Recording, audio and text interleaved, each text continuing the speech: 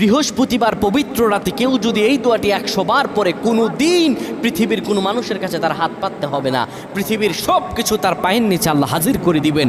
দারিদ্রতা থেকে মুক্তি দান করবেন, বিপদ আপদ থেকে মুক্তি দান করবেন, তার সম্মানকে সুউচ্চতা দান করবেন, অসুস্থতা থেকে দূরে রাখবেন।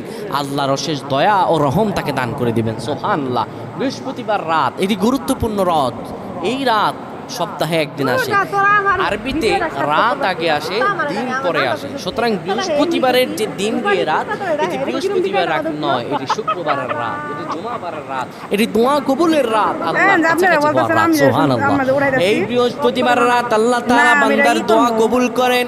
কেউ যদি বৃহস্পতিবার রাতে ঈশা নামাজের পরে পবিত্র হয়ে ইয়া হাইয়ু ইয়া হাইয়ু ইয়া হাইয়ু ইয়া রফিয়ু ইয়া রফিয়ু ইয়া রফিয়ু এই দোয়াগুলো পড়তে পারে 100 বার, আল্লাহ রাব্বুল আলামিন তার